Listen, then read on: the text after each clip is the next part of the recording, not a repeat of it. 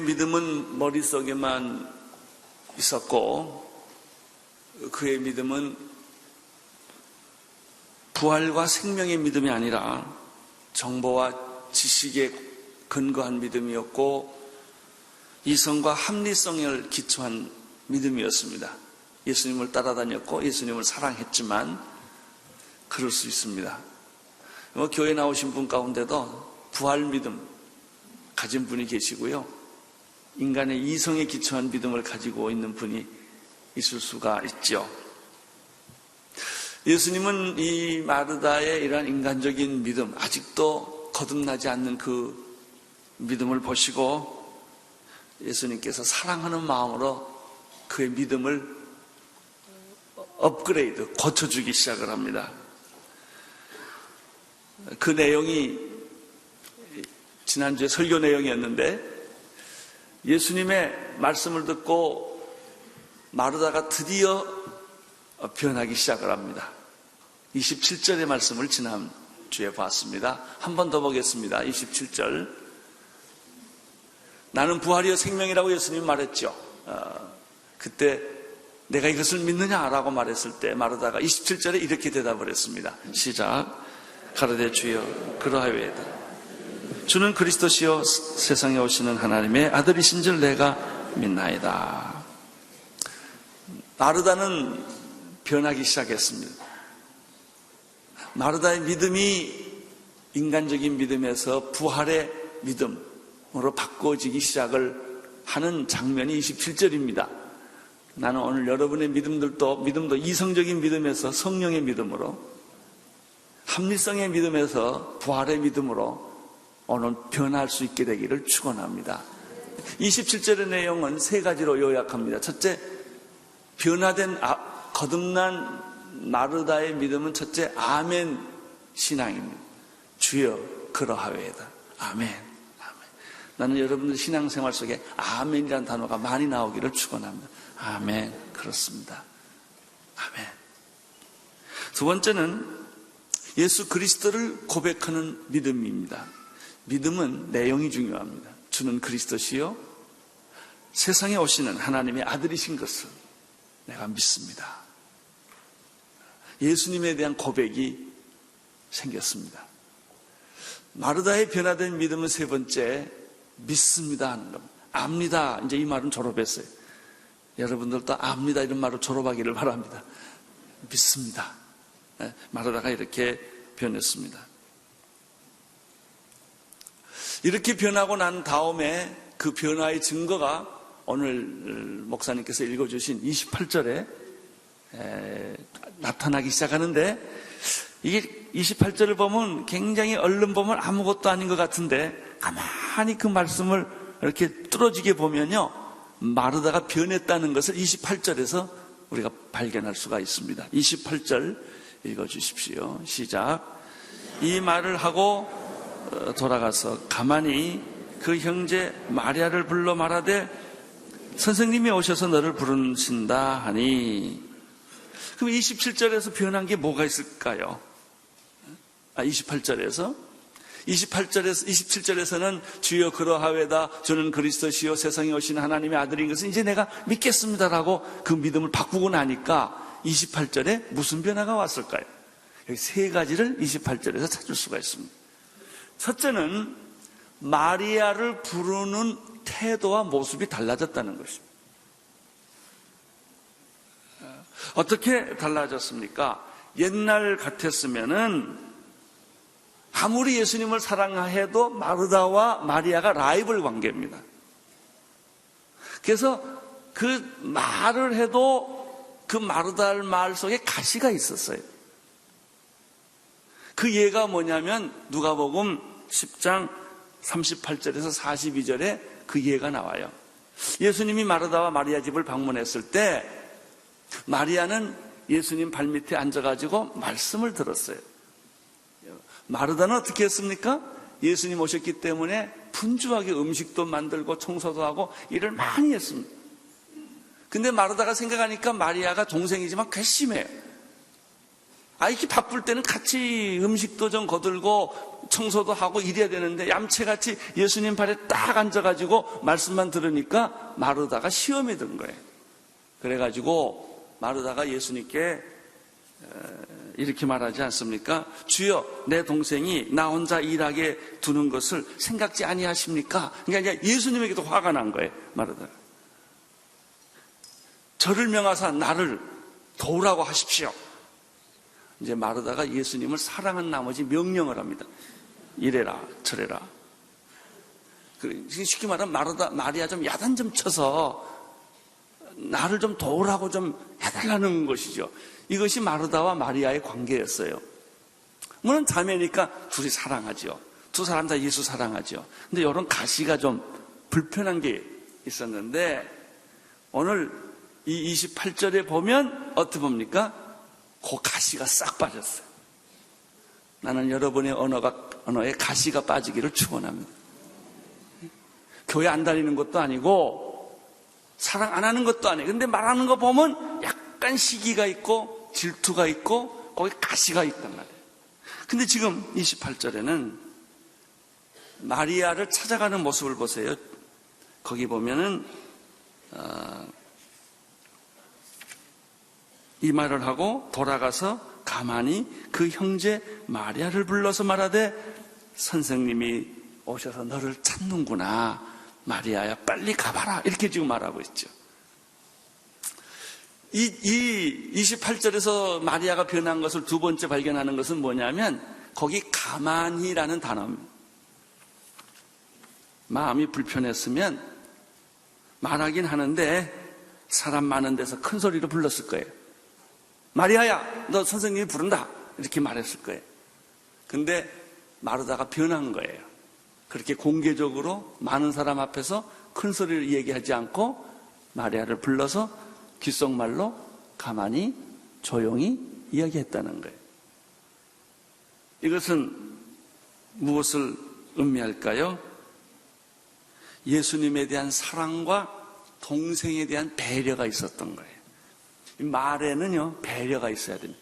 말한다고 다 말이 아니고, 말하는 태도, 말에 대한 배려가 사랑을 표현해 주는 거예요. 그래서 조용히, 선생님이 너 불러. 선생님 너 찾아. 빨리 가봐. 아무도 모르게 조용히 이렇게 말했다는 것이죠. 이것이 벌써 마르다의 변화가 있었다는 사실을 우리는 발견하는 것입니다. 세 번째입니다. 세 번째 28절에서 발견하는 것은 뭐냐면 선생님이 너를 부르신다. 이 메시지를 말이죠. 받았는데 늦게 줄 수도 있거든요. 그 메시지를 뺄 수도 있거든요. 근데 마르다는 그렇게 하지 않고 아주 신속하게 정확하게 마치 내가 예수님인 것처럼 마르다에게 그 감정을 그 메시지를 전해 주었다고 하는 것입니다. 선생님이 오셔서 너를 찾는다. 여기서 우리가 배워야 할 몇 가지 메시지가 있습니다. 첫째는 예수님이 모르시는 척, 못 들은 척, 못 본 척 하는 것 같지만 사실 예수님의 마음은 마리아를 굉장히 생각하고 있었다는 거 아니겠습니까? 마르다를 볼 때 예수님은 누구까지 생각했어요? 마리아를. 예수님은 당신을 그렇게 생각합니다. 못 본 척, 못 들은 척 하시는 것 같지만 사실 예수님은 굉장히 여러분을 사랑하십니다. 초청이라고 하는 것은 두 가지 초청이 있어요. 겉으로 부르는 초청이 있고 간접을 하는 초청이 있습니다. 예수님은 당신을 초청하고 있습니다. 마르다를 시켜서 했지만 직접 한 것보다 더 강렬하게, 더 확실하게 여러분을 찾고 계신다는 사실을 여기서 발견하는 것이죠. 여러분 성경을 읽을 때 행간을 읽어야 합니다. 말씀도 있지만 말씀과 말씀 사이에 그 행간에 있는 메시지를 읽을 줄 알아야 됩니다. 예수님이 직접 마리아에게 말한 것은 없어요. 마르다를 시켜서 말을 했지만 오늘 예수님은 저를 시켜서 여러분에게 얘기하는 거예요. 이게 설교죠. 예수님은 어떤 환경을 통해서 여러분에게 메시지를 전해주시죠. 그 행간을 읽을 줄 알아야 합니다. 수고하고 무거운 짐진 자들은 다 내게로 오라. 내가 너희를 편히 쉬게 하리라. 예수님 이런 초청을 하셨죠. 누구든지 목마르거든 내게로 와서 마셔라. 나를 믿는 자는 성경의 이름같이 그 배에서 생수의 강이 흘러넘치리라 라고 초청하셨죠. 그 초청은 지금도 계속되는 것을 믿으시기를 바랍니다. 내가 너를 찾는다.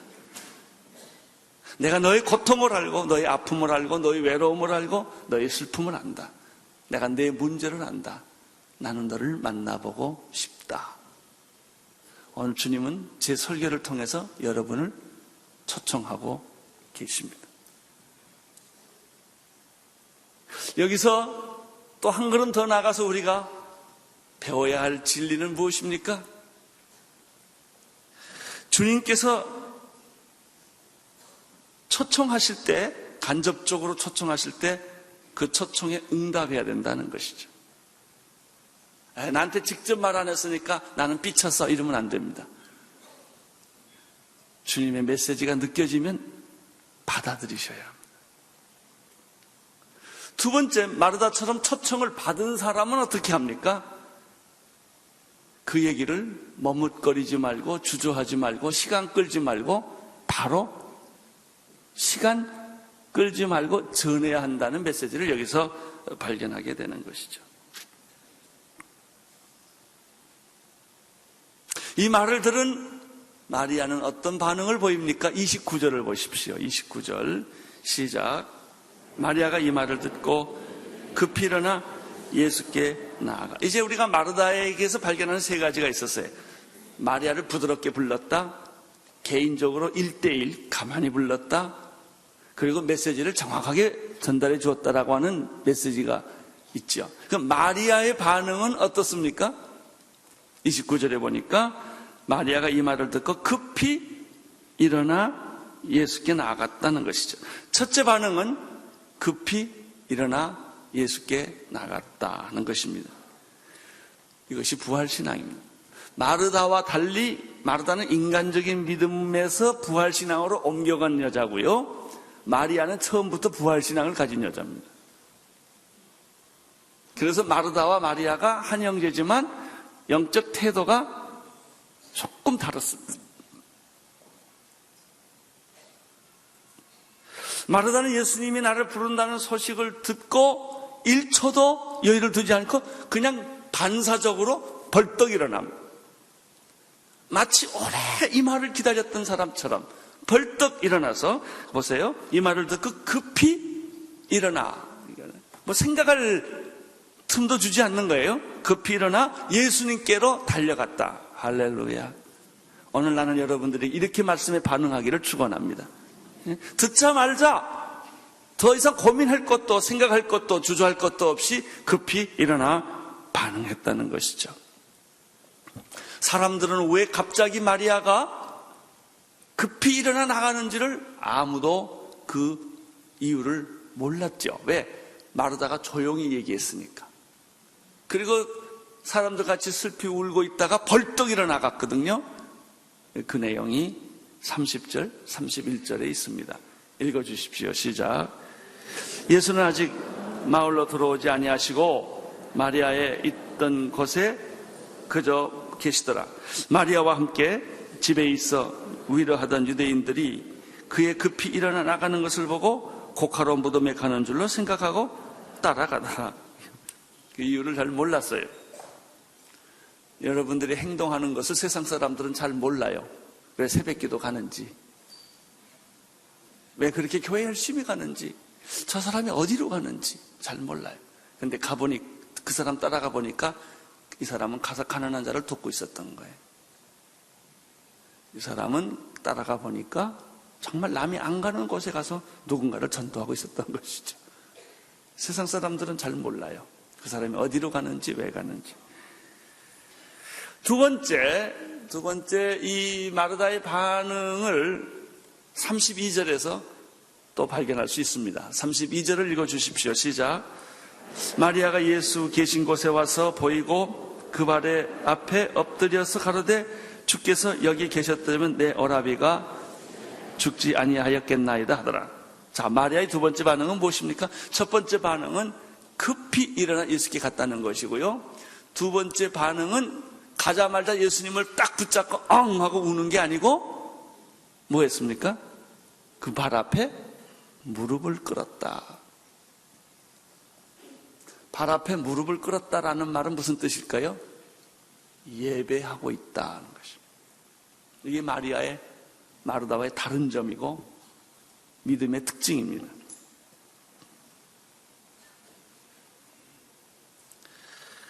그 발 앞에 엎드려.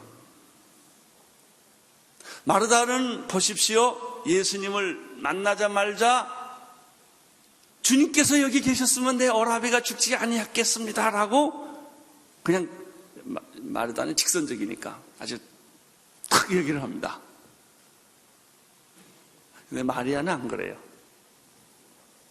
그 말 하긴 하는데 먼저 무릎을 꿇고 그분에게 예배하고 경배하고 먼저 무릎을 꿇고 예배하는 자에게는 기적과 축복이 있습니다. 이것이 워십입니다.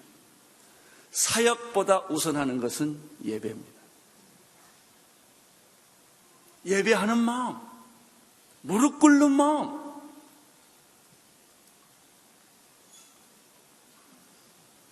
기도를 하죠? 기도하는 것하고 예배하는 기도는 달라요. 우리는 막 기도합니다. 근데 내 기도 속에는 예배가 빠져 있어요. 우리는 찬양할 수 있죠. 예배 없는 찬양이 있을 수 있어요. 그냥 찬양하는 거예요. 그러나 찬양하기 전에 내가 무릎을 꿇고 예배하며 그분께 나아가며 주여 내가 찬양하겠나이다 하는 거하고 그냥 찬양하는 게 달라요. 전도하지요. 예배가 있는 전도가 있고요. 예배가 없는 전도가 있습니다. 봉사하지요. 예배가 있는 봉사가 있고 예배가 없는 봉사가 있습니다. 이것은 무슨 차이인가? 마르다와 마리아의 차이입니다. 나는 여러분들의 삶 속에 예배가 있게 되기를 축원합니다. 하나님을 기쁘시게 하는 것이지만 하나님께 나아가는 것이지만 그러나 청소할 때, 교회 섬길 때, 어린아이들을 돌볼 때 예배하는 마음, 예수께 발 앞에 엎드려 무릎을 꿇고 하는 것입니다. 세 번째입니다. 이 말씀 속에서 32절에서 마리아에게서 배우는 것이 또 있어요. 그것은 무엇입니까? 원망이 아니라 믿음의 고백이에요. 주께서 여기 계셨더라면 내 오라비가 죽지 아니했겠습니다라는 말은 마르다도 했고 마리아도 했어요. 둘 다 똑같이 했습니다. 말은 같은데 달라요, 두 개가. 마르다는 예배 없이 말했기 때문에 그것이 원망 섞인 투정 같은 거예요. 왜 친하다고 하면 투정 부리잖아요. 친하니까. 그게 마르다예요. 근데 마리아는 어떻게 했습니까? 똑같은 말을 했는데 무릎을 꿇고 그 앞에 경배하고 그리고 똑같은 말을 했어요. 주께서 여기 계셨더라면 내 오라비가 죽지 아니했을 것입니다.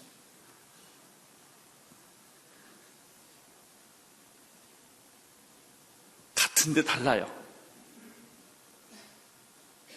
나는 여러분의 기도가 어저께 한 기도와 오늘 기도가 같은데 하나님 보시기에는 다를 수가 있어요. 여러분의 헌신, 여러분의 봉사가 어저께도 했고 오늘도 했는데 어느 한순간에서부터 달라질 수가 있다는 것이죠. 마리아가 주께서 여기 계셨더라면 내 어라비가 죽지 아니했겠습니다 라는 말 속에는 뭐가 있습니까? 진짜 주님은 죽은 자도 살릴 수 있습니다 라는 고백이, 믿음의 고백이 이 안에 내포해요. 원망이 아니라 고백이 이 말 안에 있다는 사실이죠. 이 말을 듣고 예수님이 다음과 같이 반응을 합니다. 33절에서 35절을 보십시오. 시작. 예수께서 그의 우는 것과 함께 온 유대인들의 우는 것을 보시고 심령의 통분이 여기시고 민망히 여기사 가라사대 그를 어디 두었느냐 가로되 주여 보옵소서 하니 예수께서 눈물을 흘리시더라. 자, 우리는 첫째 마르다의 반응을 봤어요. 마르다가 변하고 거듭난 이후에 마리아를 대하는 태도가 달라졌다. 마리아를 공개적으로 만나지 않고 인격적으로 개인적으로 상처 주지 않도록 배려하면서 만났다. 그리고 예수님의 메시지를 빨리 신속하게 전해주었다는 게 마르다의 반응이에요.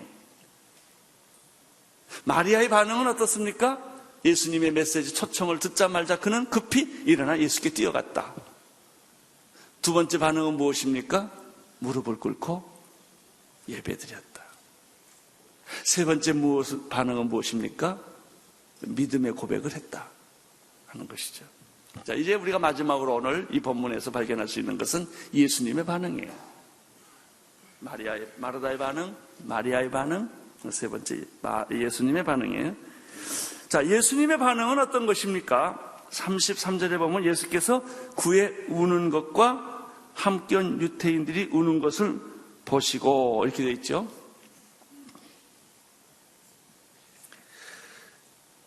두 가지가 기록됐어요. 예수님께서 마음이 통분히 여기시고 마음이 심히 민망했다 이런 표현을 쓰고 있습니다. 아주 이게 참 기막힌, 성경에 하나님의 말씀이 많이 있는데 여기에 기록된 말씀은 아주 흔치 않는 굉장히 독특한 예수님에 대한 모습을 보여주고 있는 말씀입니다.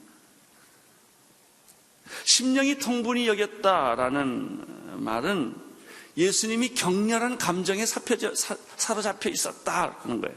예수님이 좀처럼 이 감정에 사로잡히시는 분이 아니신데 이 통분을 했다. 이게 분노까지 설명할 수 있어요. 하여튼 예수님이 굉장히 지금 감정이입이 되신 것을 여기서 볼 수가 있습니다. 두 가지예요. 그 마리아와 마르다 그리고 사람들이 우는 걸 슬퍼하는 걸 보고 예수님이 그 감정이입이 된 거예요. 같이 슬퍼하고 같이 통분히 여기는 거예요. 또 하나 있어요. 도대체 죽음아 너는 뭐길래 예? 왜 모든 인간들에게 이런 고통을 주는가? 이 죽음에 대한 통분히 여기는 그런 것들이 이 안에 있는 것을 발견할 수 있어요.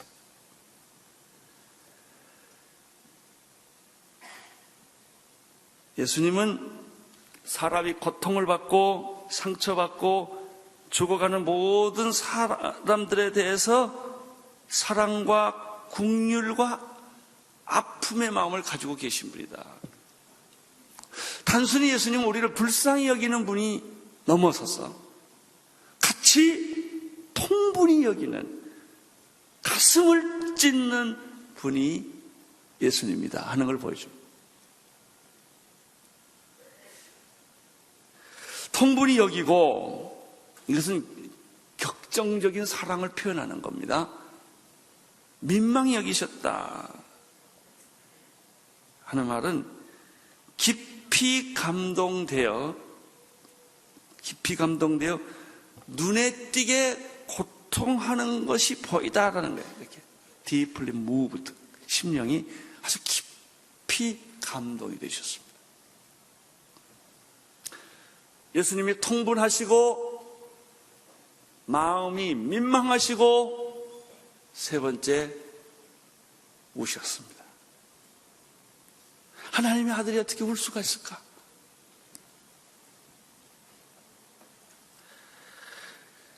예수님은 신약에서 이런 표현, 이런 감정을 표현한 적이 몇 번 있으신데, 그 중에 한 번이 성전에 가서 하나님의 기도하는 집을 장사치의 집으로 바꾸니까 예수님이 노끈으로 채찍을 만들어가지고 상을 뒤엎고 채찍을 내려치는 그런 분노하는 모습을 우리가 보죠. 이것은 성전 치워라! 이게 아니고 예수님의 감정이, 거룩한 감정이 거기에 개입된 거예요. 죽음을 보시고 예수님이 거룩한 감정, 통분하는 마음, 그 죽음에 대한 모든 인간을 파멸시키고 고통으로 몰아내고 인간을 파멸시키는 이 죽음에 대한 그 분노가 오늘 이 장면에 나타나 있습니다. 통분히 여기시고 민망히 여기시면서 예수님이 눈물을 흘리셨다라는 것을 몇 가지 조금 더 깊이 생각할 수가 있는데, 이것은 무엇을 의미할까? 첫째, 예수님의 인성을 보여주는 말이야. 예수는 하나님의 아들이고 기적을 베푸시는 분이시기 때문에 하나님은 자꾸 초자연적인 그런 신성에 대해서만 사람들이 많이 생각하는데, 신성만큼 확실한 것이 예수님은 똑같은 인간이었다라고 하는 것을 여기서 보여줍니다.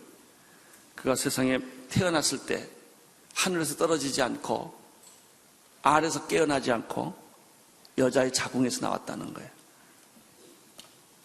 예수님이 자랄 때 누가복음 2장의 말씀처럼 예수님은 그 지혜와 키가 자라가며 하나님과 사람 앞에서 더 사랑스러워갔다는 말처럼 예수님은 우리와 똑같은 성장을 한 인간이었다.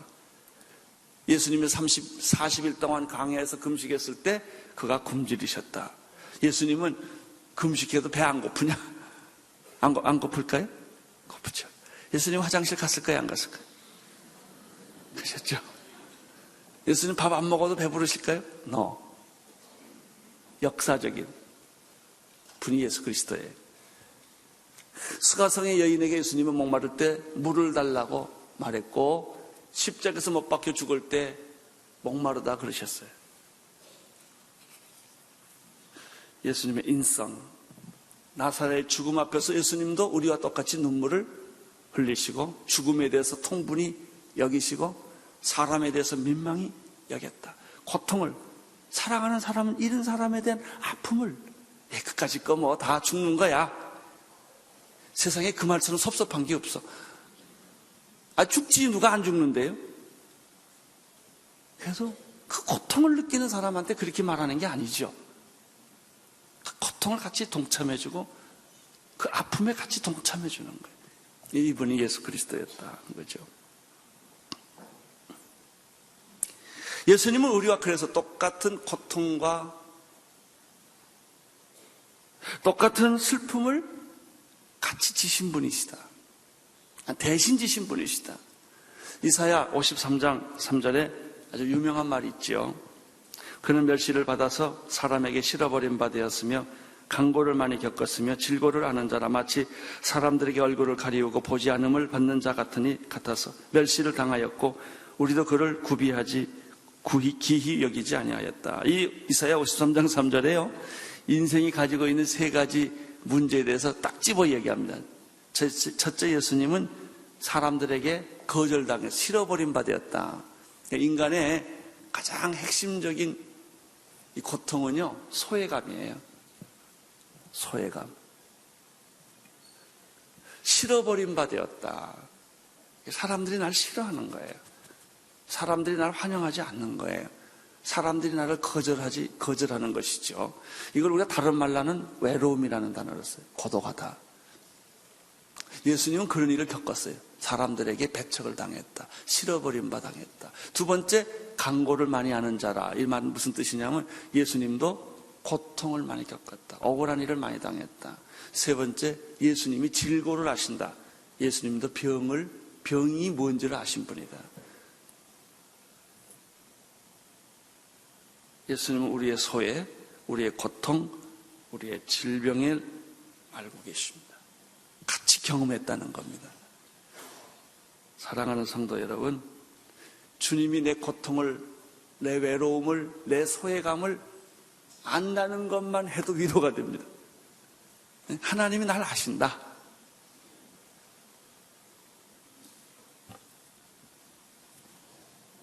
이제 드디어 예수님은 제자들에게 뭐라 하면 예수님이 통분히 여기시고 민망히 여기시고, 그리고 예수님이 말을 합니다. 자, 그를 어디에 두었느냐? 시체가 있는 곳으로 가자! 이렇게 말을 합니다. 그리고 우셨어요. 여러분, 주님이 시체 있는 데로 가자, 무덤 있는 데로 가자라고 하는 것은 뭐예요? 죽음과 대면하러 가자. 죽음과 싸우러 가자. 심판과 싸우러 가자. 저주와 싸우러 가자. 예수님이 드디어 일어나셨어요. 사도 바울은 고린도전서 15장에서 이런 말을 했죠. 사망아 너희 이기는 것이 어디 있느냐? 사망아 너희의 쏘는 것이 어디 있느냐? 죽음을 향하여 감히 명령을 내리고 도전을 할 수 있는 사람이 누구입니까? 이 세상에. 죽음에 대해서, 죽음아 너는 뭐냐? 죽음아 너의 쏘는 것이 무엇이고 내 위력이 어디 있느냐? 죽음에 대해서 호령을 하고, 죽음에 대해서 명령을 내리고, 죽음에 대해서 도전할 수 있는 사람은 과연 누구일까요? 오늘 예수님이에요. 그래서 우리는 죽음을 두려워하지 않아요. 죽음아 내가 뭐냐? 이렇게 말하는 것이죠.